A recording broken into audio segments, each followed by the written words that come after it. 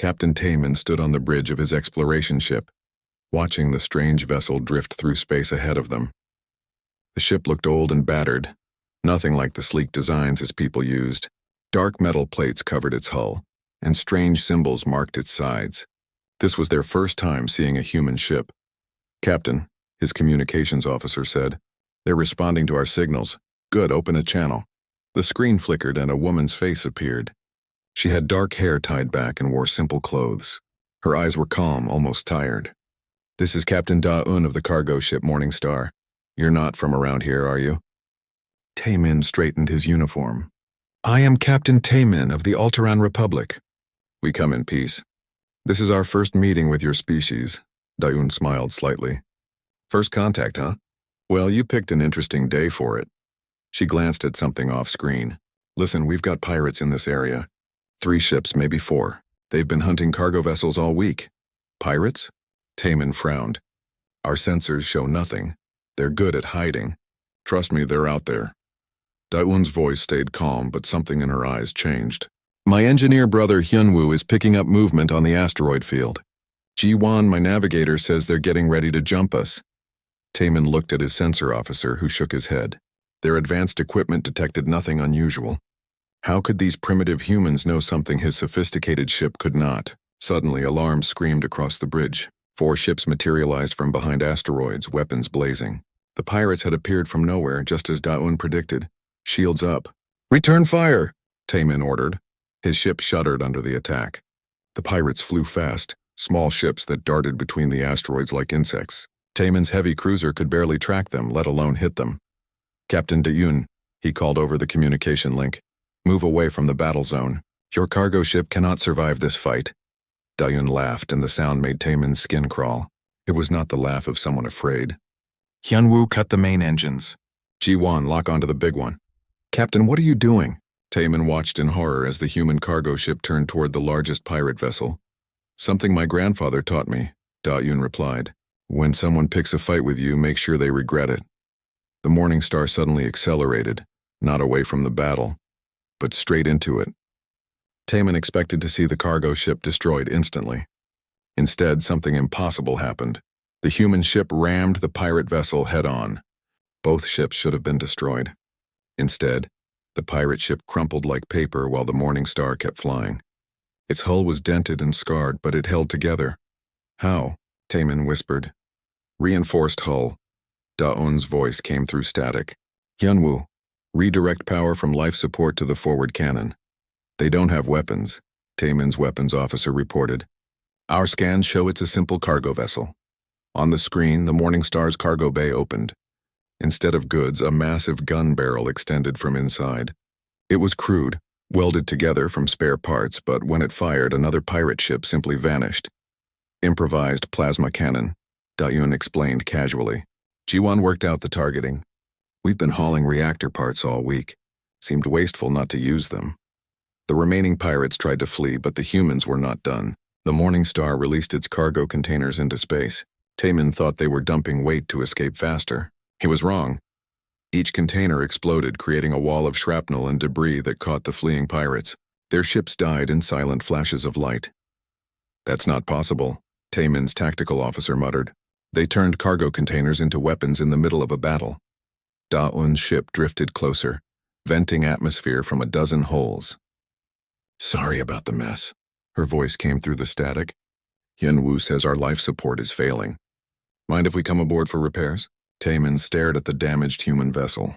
They had just destroyed 4 pirate ships using nothing but spare parts and raw determination. They acted like it was perfectly normal. "Of course," he managed to say. "Dock with our main bay." An hour later, Taman met the humans in his ship's medical center. Da-Un looked tired but calm. Her brother Hyunwoo, a thin man with quick hands, was already taking apart a medical scanner to see how it worked. Ji-Wan, a young woman with sharp eyes, studied the ship's layout like she was planning something.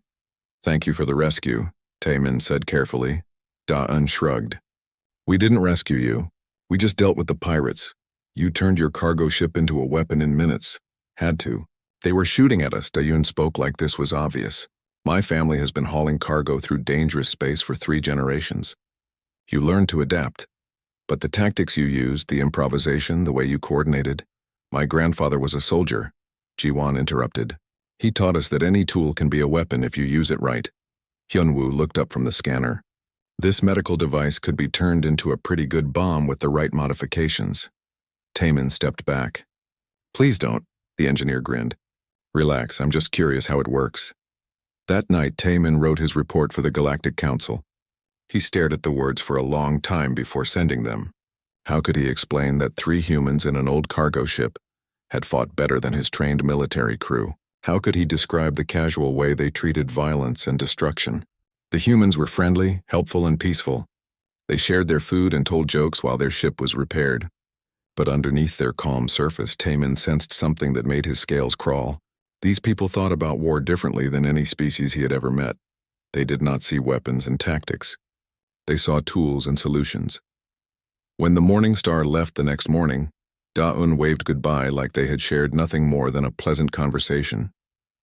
Taemin watched their battered ship disappear into hyperspace and wondered what kind of species could turn anything into a weapon without even thinking about it.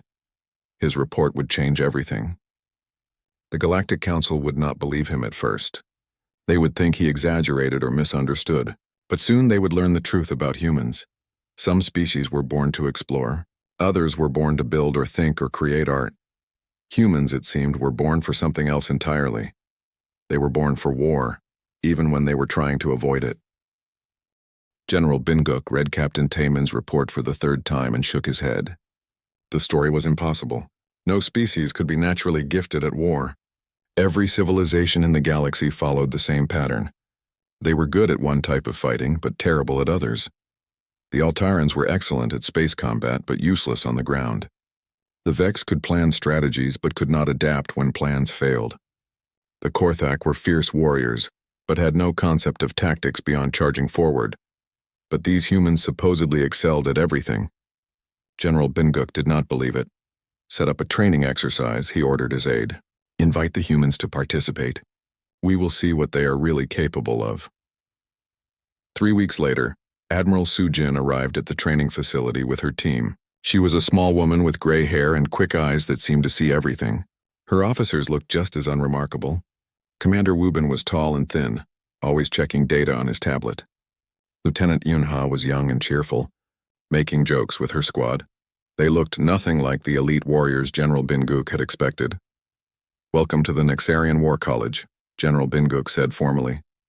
You will face the simulation, our most advanced training program. No species has ever completed all 3 phases. Admiral Soo-jin nodded politely. What are the phases?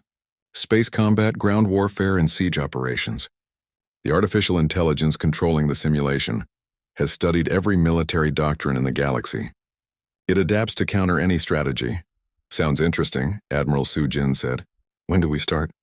The first phase began in space. The human fleet faced an enemy force 3 times their size in an asteroid field. Every species that had attempted this scenario used the same approach. Find open space and use superior firepower. The AI expected this. It had perfect counters ready, but the humans did something different. Woobin, Admiral Soo-jin said calmly, what do you see when you look at those asteroids? Commander Woobin studied the tactical display. Ammunition, Admiral. General Binguk blinked. Ammunition? The human fleet suddenly scattered in all directions. They were not retreating. They were positioning themselves behind large asteroids. Then they began pushing the space rocks toward the enemy fleet using their ship's engines.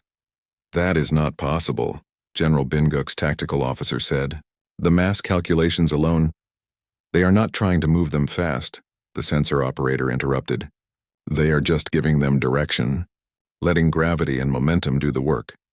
The AI tried to shoot down the incoming asteroids, but there were too many. The enemy fleet was forced to dodge and scatter, breaking their perfect formations.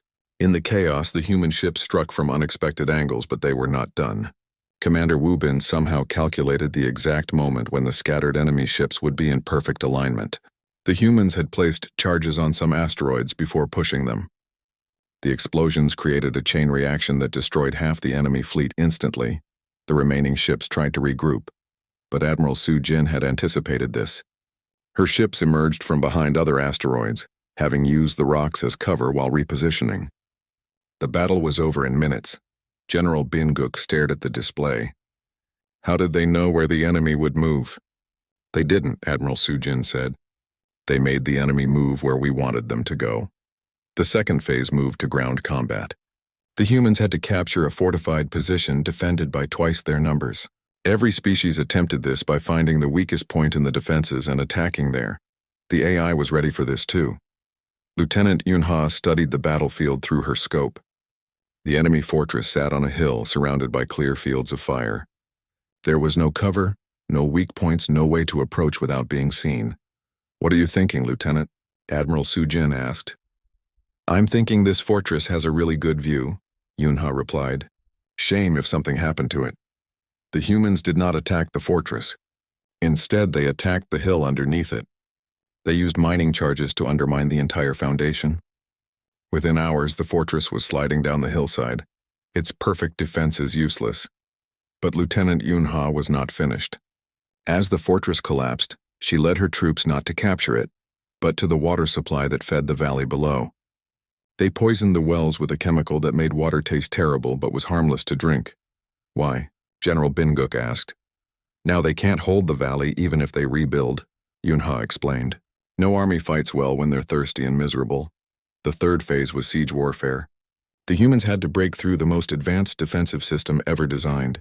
The fortress was impregnable, protected by energy shields and automated weapons. It had supplies to last for years.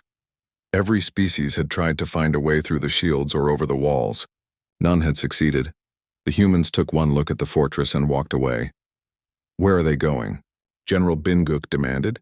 Admiral Sujin was setting up camp far from the fortress walls. We're not going to break in, she said. We're going to make them want to come out. The humans began building something in full view of the fortress. It looked like a party. They set up lights and music. They cooked food that smelled amazing. They played games and laughed loudly. Inside the fortress, the AI-controlled defenders watched in confusion.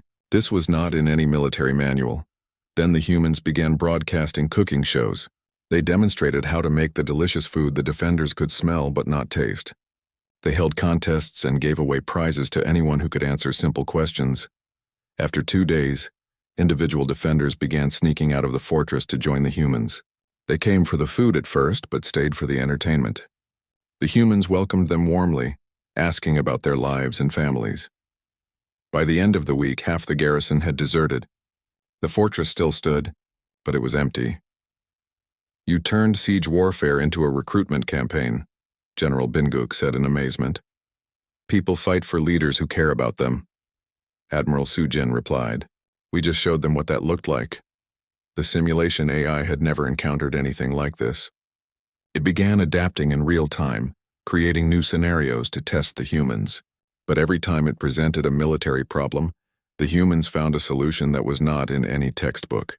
They treated warfare like engineering. Every problem had a solution. Every enemy had weaknesses. Every situation could be improved with the right approach. General Binguk studied the final results. The humans had achieved a success rate of 847%. This was mathematically impossible. No species had ever scored above 12%. How? He asked Admiral Sujin. She thought for a moment. My grandfather used to say that the best way to win a fight is to make your enemy not want to fight anymore. But the tactics, the improvisation, the way you coordinate. We grew up playing strategy games, Commander Wubin said. Video games, board games, sports. Everything is a competition where you have to outthink your opponent. Lieutenant Yunha nodded. Plus, we read a lot of history. Humans have been fighting each other for thousands of years. We've tried every possible way to win battles. General Binguk felt a chill run through his scales. These humans spoke of war like it was a hobby. They had turned violence into entertainment, competition into art. That night, he sent his own report to the Galactic Council. He recommended that humanity be classified as a restricted military threat, not because they were aggressive, but because they were too good at fighting. They thought about war the way other species thought about music or mathematics. It was natural to them, instinctive, and they had only been in space for a few decades. What would they be capable of in 100 years? In 1,000? General Binguk did not want to find out. The alarm that woke Counselor Sungmin was not one he had ever heard before. It was the sound reserved for extinction-level threats, a warning that had not been used in 3,000 years. He rushed to the emergency chamber where the other council members were already gathering. "Report," he ordered. The display showed star maps with red zones spreading like infection across the galaxy. "The Void Collective has awakened," the tactical officer announced. 17 star systems have gone dark in the past 6 hours. A chill ran through the room. Every child in the galaxy grew up hearing stories about the Void Collective. They were the nightmare that had ended the previous galactic civilization, a hive mind that consumed entire worlds and turned them into extensions of itself. "How many ships do we have?" asked Counselor Nari. "Every fleet in the galaxy. 2 million vessels, all military classes." "And the humans?" "They sent 3 ships, all civilian vessels." Counselor Sungmin stared at the display. 3 ships? Against the Void Collective? The lead ship carries a science team. Dr. Heywan, an anthropologist. Professor Young-Sik, a historian. Yisu, a philosopher. They sent academics to fight the greatest threat in galactic history. The answer came 6 hours later when the galactic fleets engaged the Void Collective near the Kef system. The battle was a massacre. The Collective's ships moved like a single organism, anticipating every tactic and countering every strategy. In 30 minutes, half the galactic fleet was gone. The human ships arrived as the retreat began. The 3 small vessels flew straight through the battle zone, ignoring the weapons fire around them. "Human vessels," Admiral Peklon transmitted. "Withdraw immediately. This enemy cannot be defeated." Dr. Heywan's voice came back calm and curious. "We're not here to fight them. We want to study them." "Study them?" Admiral Peklon watched his ships dying around him. "They are destroying everything." "I know. Isn't it fascinating?" "Professor Young-Sik, are you recording their movement patterns?" "Got them, Dr. Heywan. This is remarkable. They're not actually very efficient destroyers." Admiral Peklon could not believe what he was hearing. The humans were treating the galaxy's greatest threat like a research project. The Void Collective noticed the human ships but did not attack them immediately. Perhaps they were confused by vessels that showed no hostility, but also no fear. Dr. Heywan's ship moved closer to the main collective fleet. "Yisu, what do you think? Are they evil?" The philosopher's voice was thoughtful. "I don't think they understand the concept. They're following their nature like a storm or an earthquake. They consume because that's what they do. Can we talk to them? Let's find out." Admiral Peklon watched in horror as the human ship approached the largest collective vessel. He expected to see them consumed instantly. Instead, something impossible happened. The collective ship stopped firing. Dr. Heywan was somehow communicating with the hive mind. Admiral Peklon could not understand how. The collective had never spoken to individual minds before. "Hello," Dr. Heywan said, and her voice was broadcast across all frequencies. "I'm Dr. Heywan. I study how different species interact." "You're very interesting." The response came as a sound that hurt to hear, like metal tearing and stars dying. But somehow it was words. "You are small. We consume you now." "That's one option," Dr. Heywan agreed. "But I was thinking we might try something else first. Professor Young-Sik has been studying your expansion pattern. You're not doing this very efficiently.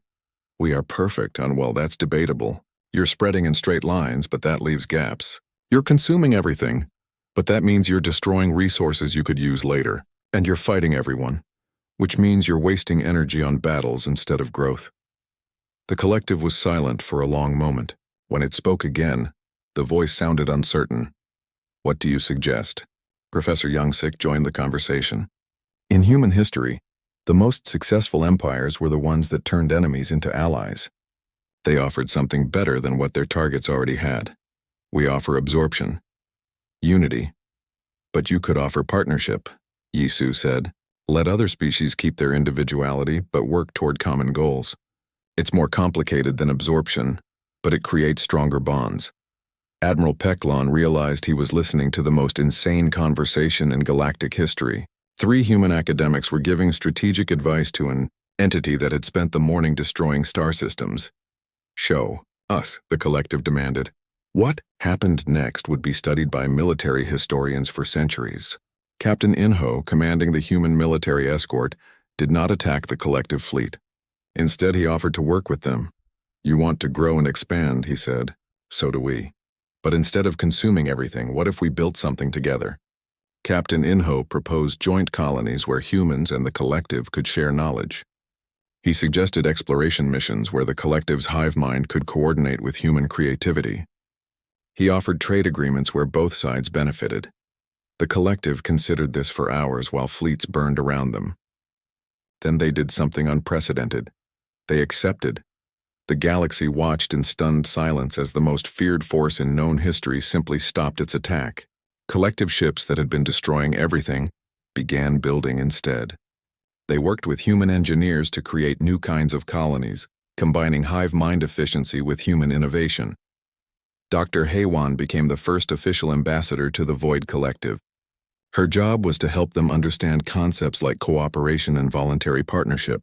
Professor Young-Sik studied their historical expansion patterns and suggested better ways to explore the galaxy. Yisu worked with their philosophers to develop new ideas about consciousness and community. The transformation was not instant. Many collective units struggled with the concept of not consuming everything they encountered. But gradually they began to see the benefits of Dr. Haywan's approach. Within a year, the Void Collective had become the galaxy's most efficient construction force. They built stations and cities at impossible speeds, guided by human architectural ideas and powered by their own vast resources. The galaxy's response was mixed. Relief that the threat was over, but confusion about how 3 academics had succeeded where 2 million warships had failed. "How did you know it would work?" Counselor Sungmin asked Dr. Haywan during her official debriefing. "We didn't," she admitted. "But we've learned that most conflicts happen because people want different things, but they're using the same methods to get them. The collective wanted to grow and expand, so did we. The trick was finding a way to do both.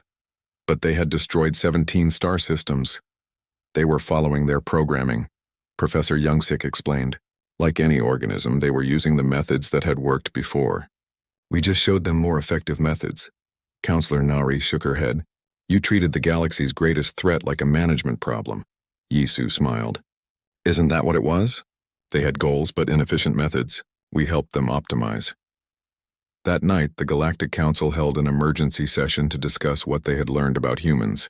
The debate lasted for hours, but the conclusion was inevitable. Humanity did not see conflicts the way other species did. They did not see enemies to be destroyed or problems to be solved through force.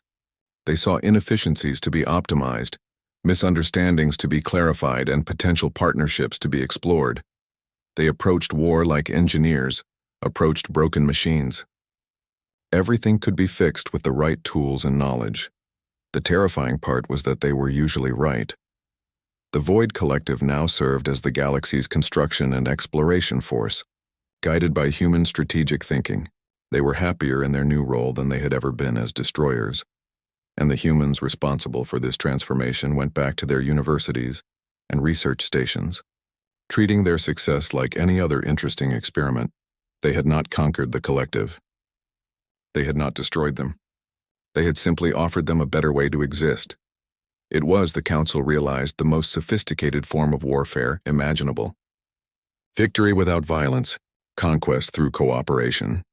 The humans were becoming something the galaxy had never seen before. Not just warriors, but architects of peace itself. Council investigator Nari had spent 3 months studying human civilization, and she was more confused than when she started.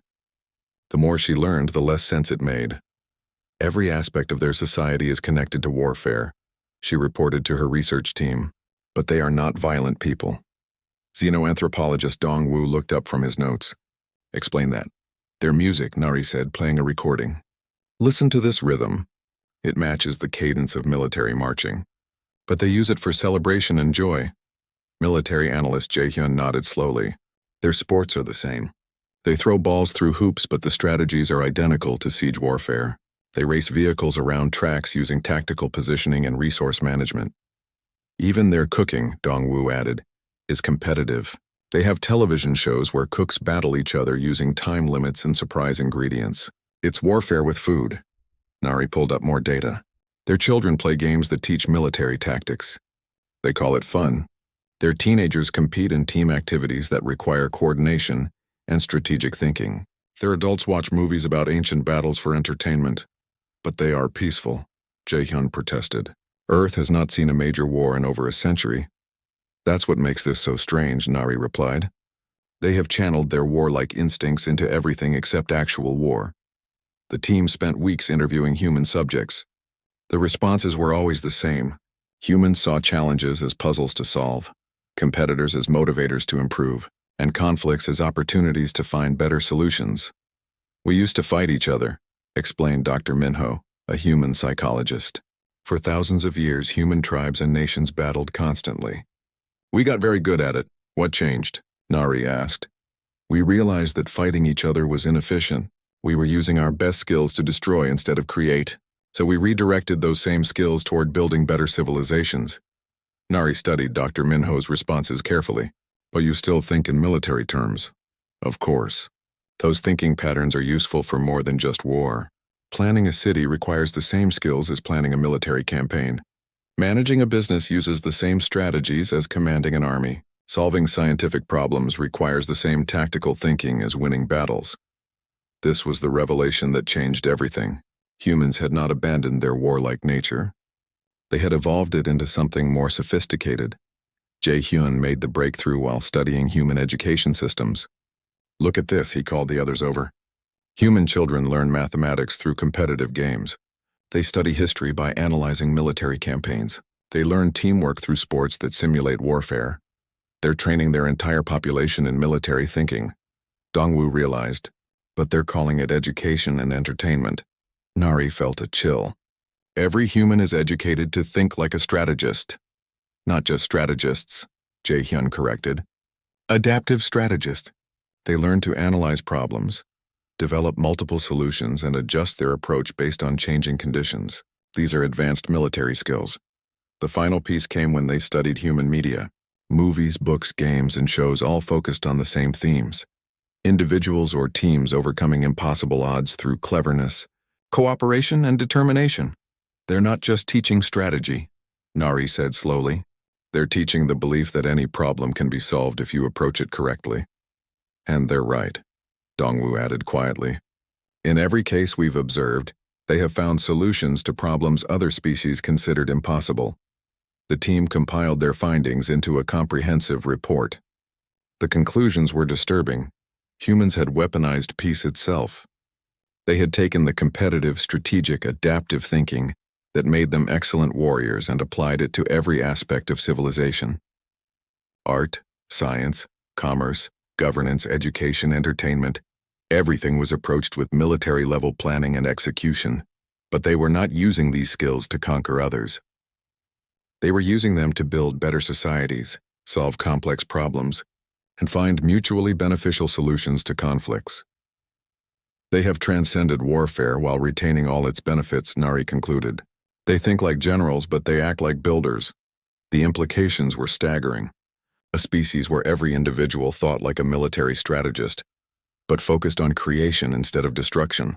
A civilization that approached every challenge with the assumption that victory was possible through the right combination of tactics, resources, and timing. What happens when they encounter a problem they cannot solve? Dongwoo asked. They don't believe such problems exist, Jae-hyun replied. We asked them about impossible scenarios. Their response was always the same. Impossible just means they haven't found the right approach yet. Nari reviewed their interviews with ordinary humans. Teachers, farmers, shop owners, students, all of them demonstrated sophisticated strategic thinking. They planned their daily activities like military operations. They approached personal problems like tactical challenges. They organized their communities with the efficiency of army units. Most disturbing of all, they did this unconsciously. Strategic thinking was so deeply embedded in human culture that they did not even realize how unusual it was. The baker we interviewed, Dongwoo noted, planned his daily bread production using supply chain analysis that our logistics officers would envy. He calculated optimal mixing times, predicted customer demand patterns, and managed resource allocation across multiple variables. He called it running a bakery. The teacher designed her lesson plans like military briefings, Jae-hyun added. Clear objectives, multiple contingency plans, performance metrics, and real-time adaptation based on student responses. She called it good teaching. Nari realized the terrifying truth. Humans were not just good at war. They had internalized the principles of warfare so completely that every aspect of their Civilization operated at military-level efficiency. Their peaceful nature was not weakness. It was the ultimate expression of strategic thinking. They had realized that cooperation produced better results than conflict. So they had optimized for cooperation while maintaining their competitive edge. When the team presented their findings to the Galactic Council, the room fell silent. Counselor Sungmin asked the question everyone was thinking. If humans are this capable without trying to be, what happens when they actually apply themselves to a serious threat? Nari had hoped no one would ask that question. Based on our analysis, they would approach it the same way they approach everything else. They would study the problem until they understood it completely, develop multiple solution strategies, and then implement the most efficient approach. And if the threat required military action, they would treat it like any other engineering problem. Find the optimal solution, apply it precisely, and achieve victory with minimal resource expenditure. Counselor Nari looked around the room at the faces of representatives from dozens of species. All of them were thinking the same thing. Humanity was not just another member of the galactic community. They were a species that had solved the fundamental problem of intelligent life: how to maintain competitive excellence while building cooperative civilizations. They had become, without intending to, the most sophisticated military force the galaxy had ever seen, not because they were aggressive, but because they had turned strategic thinking into a cultural foundation, and they were still evolving, still improving, still finding better ways to approach every challenge they encountered. The galaxy was about to learn what happened when a species that thought like gods of war decided to build paradise instead of conquest. It was beautiful and terrifying at the same time. The message arrived at Earth's capital during a routine morning briefing. President Mi-young was reviewing trade reports when her aide burst into the office, face pale with terror. "Madam President, we have a code extinction alert from the Galactic Council." Mi-young set down her coffee. "The Devourers? They're back. The Outer Rim colonies went dark 2 hours ago. Reality itself is breaking down.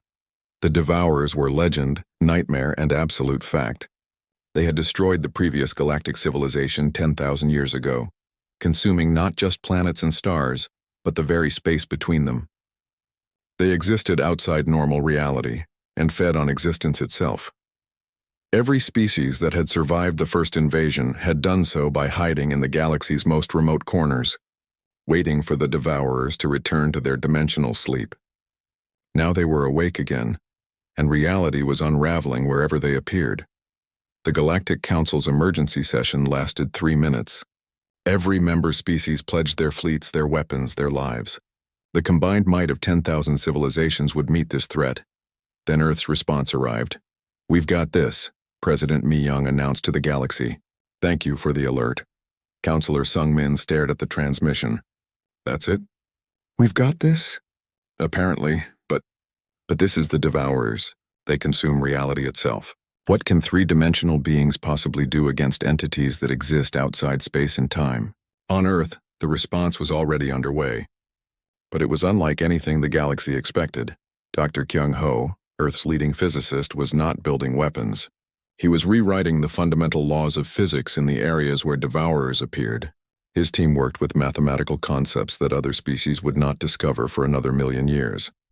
"If they exist outside our reality," Dr. Kyung-ho explained to his research team, "then we need to change what reality means." Engineer Chan-woo was constructing devices that existed in multiple dimensions simultaneously.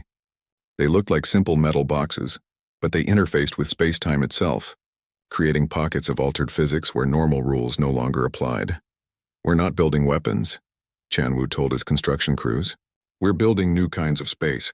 The Devourers feed on our reality, so we'll give them something else to digest." But the real surprise came from General Boram, Earth's strategic commander. She was not deploying troops or fleets. She was coordinating attacks across multiple timelines, treating causality itself like a battlefield. "Past, present, and future are just different tactical positions," she explained to her staff.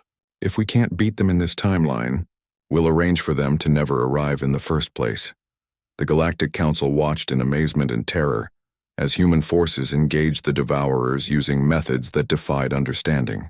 Traditional sensors could not track the battle because it was happening in dimensions that normal instruments could not detect. But the results were visible. Reality stopped unraveling. The Devourer's advance slowed, then halted entirely. Commander Jin-A led the final phase of the operation. She did not seek to destroy the Devourers. Instead, she offered them something no one had ever thought possible. She offered them a job. "You consume reality because that's your nature," Commander Jin-A said, somehow communicating across dimensional barriers. "But consumption is inefficient. You're destroying resources instead of optimizing them." The Devourer response came as a sound like universes dying. "We hunger. We consume. This is existence. But you could do so much more," Commander Jin-A replied. "Reality is full of inefficiencies, broken physics, poorly designed space-time. Instead of consuming everything, you could consume just the parts that don't work well and leave the rest improved." Explain. Commander Jin-A shared human understanding of cosmic engineering. She showed them how to identify genuinely harmful cosmic phenomena: rogue black holes, unstable dimensional rifts, reality storms that threatened entire sectors. These were problems that needed to be eliminated. "You could be the galaxy's maintenance crew," she suggested. "Clean up the dangerous parts of reality, stabilize the rest, and help us build something better than what existed before."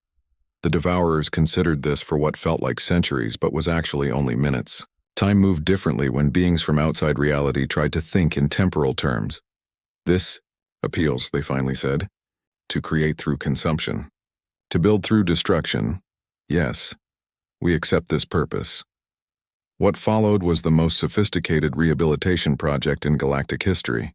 The Devourers learned to distinguish between beneficial and harmful aspects of reality. They began consuming cosmic threats while leaving healthy spacetime intact. Within months, they had eliminated 17 different sources of galactic instability that other species had not even known existed. They cleaned up dimensional pollution left over from ancient wars. They repaired reality tiers that had been slowly expanding for millennia. The galaxy became a safer, more stable place than it had been for millions of years. Dr. Kyung-ho worked with the Devourers to understand physics from perspectives that no three-dimensional being could achieve. Engineer Chan-woo learned to build structures that existed across multiple realities simultaneously. General Boram developed strategic concepts that operated outside normal time, but it was Commander Jin-A's philosophical breakthrough that changed everything. She had recognized that the Devourers were not evil. They were simply very good at their original purpose, but that purpose was no longer needed. "Every tool can be repurposed," she explained to the Galactic Council. "Even cosmic threats. You just need to understand what they're really good at and find a better way for them to use those skills." The transformation was complete when young Korean students began learning about galactic history in classes taught by beings from across the galaxy. Minho, Sujin, and Taewoo sat in their classroom while their teacher, a graceful Alteran named Velkoth, explained how the universe worked. "Long ago," Velkoth said, "we thought reality was fixed and unchangeable. Then humans showed us that everything can be improved with the right approach." Minho raised his hand. "Even the Devourers?" "Especially the Devourers. They became the best cosmic engineers we've ever seen once they understood their new purpose." Sujin looked confused. "But weren't they really dangerous?" "They were using their abilities inefficiently," the teacher explained. "Humans taught them better ways to use their power. Now they help maintain the galaxy instead of destroying it." Taewoo nodded seriously. "So humans turned the galaxy's biggest threat into its biggest helper?" "That's right. Humans understand that conflict usually happens when beings with different goals use the same methods. The solution is to find better methods that let everyone achieve their goals without interfering with others." After class, the children played games that taught them strategic thinking, cooperative problem-solving, and adaptive planning. They did not realize they were learning the most advanced military concepts in the galaxy. To them, it was just fun. Across the galaxy, other species reorganized their civilizations around human principles, not because humans conquered them, but because human methods simply worked better than anything else they had tried. The Galactic Council became a coordinating body that helped species optimize their unique abilities while working toward common goals. The Void Collective served as the galaxy's construction force. The Devourers maintained cosmic stability. Every species found roles that matched their strengths and supported galactic prosperity. And humans continued to approach every new challenge with the same attitude they had always maintained.